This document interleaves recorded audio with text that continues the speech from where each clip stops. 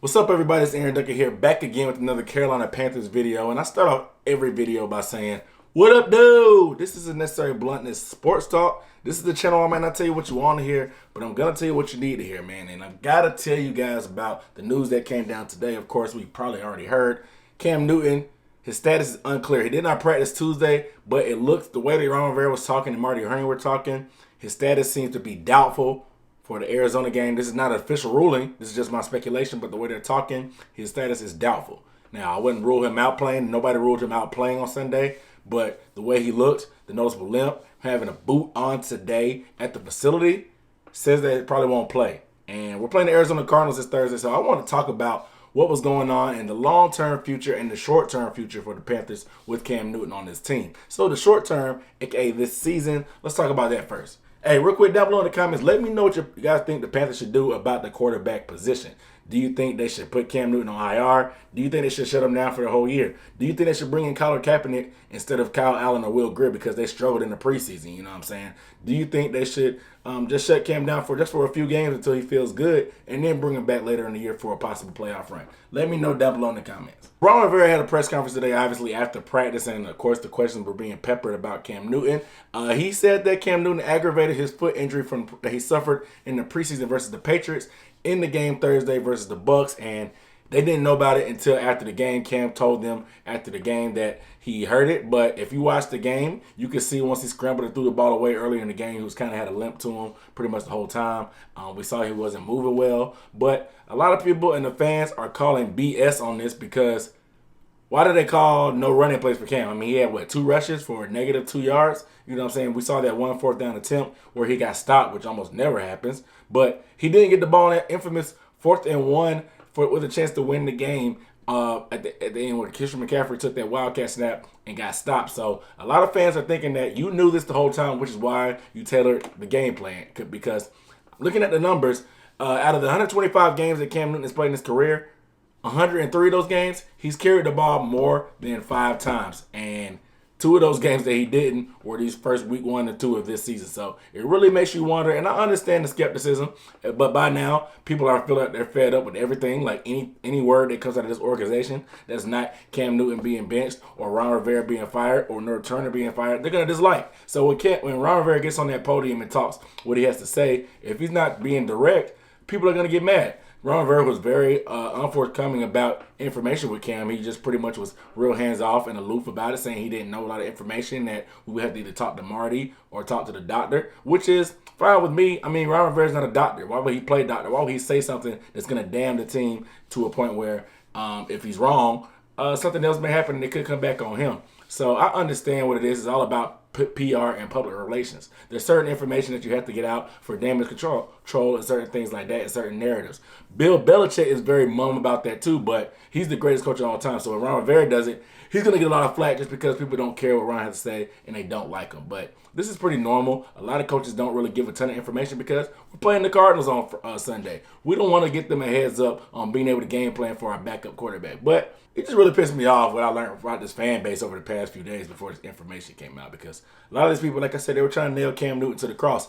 I was one of the ones that was saying that clearly I've seen every snap in Cam Newton's career, and what I saw Thursday against the Buccaneers was not Cam Newton. But people in the fan base were saying everything. They were saying he was a garbage quarterback, that we needed to put Will Grier in, who hadn't even dressed out this year, and that Cam Newton didn't want it or he didn't have any heart, and that he didn't want to play anymore. He just cared about his fashion. He doesn't really care about playing. And it really pissed me off, man. It makes me kind of ashamed to be a part of this fan base sometimes, because the way some of these fans talk about these guys is ridiculous. You know, I understand that fans have high demands and they demand winning, but most of these guys have only come around since 2015. They jumped on the bandwagon. They're not used to the mediocrity that we had back in the old days with Chris Winkie, or we had to put in Vinny Testaverde, or hell, even the subpar Jimmy Clausen that we had to suffer through in those tough seasons where we might have won the first game, but we ended up losing 15 games in a row. There were some dark times in this franchise's history, and with Cam Newton and Ron Rivera at the helm, there have been brighter days. I guess it's their own precedent that he set the bar so high since we've been to a Super Bowl, or we've been to the playoffs, or we won 3 consecutive divisions, or Cam Newton has been an MVP and played at the highest level and voted the #1 quarterback. They set the bar for themselves that high, so anything subpar of that, the fans are going to want them fired. Now,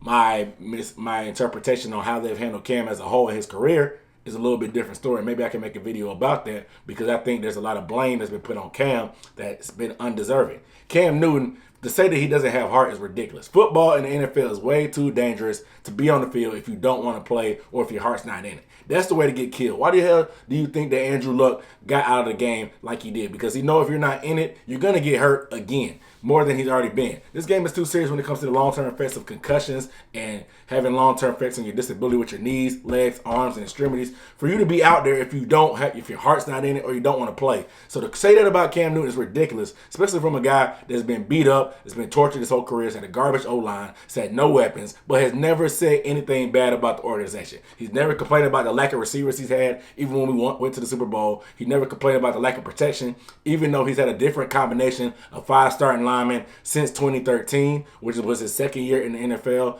This is crazy. Most organizations do not treat their quarterback like this, especially when they're a franchise and generational talent like this. You know what I'm saying? So it really just pissed me off how some of y'all were going at Cam, and I just had to get that off my chest. But for the game coming up, Ron Rivera says that Kyle Allen will be the guy if Cam Newton cannot go. We saw Kyle Allen that one start past season at the end of the year last year versus the Saints. He got the win. You know what I'm saying? He was a third-string quarterback behind Taylor Heineke last year, and it was a meaningless game. The Saints did have their starting defense in. Don't let them tell you that they didn't, regardless of them having the game clinched. So it was Kyle Allen does have some experience, and he saw some flashes. His preseason was pretty underwhelming. I know in practice he had a pretty good camp too, but the game action we saw was fairly underwhelming. But I expect him to be pretty aggressive. The Arizona Cardinals are not a great team. They have a young quarterback. They do have some guys on defense that could play, but I expect our offense to keep it going. Now, there will be a different look for this offense if Kyle Allen is in there. You know what I'm saying? Of course, we can't redo a lot of the design runs and quarterback runs. It'll be a little bit more of a North fashion offense, I guess.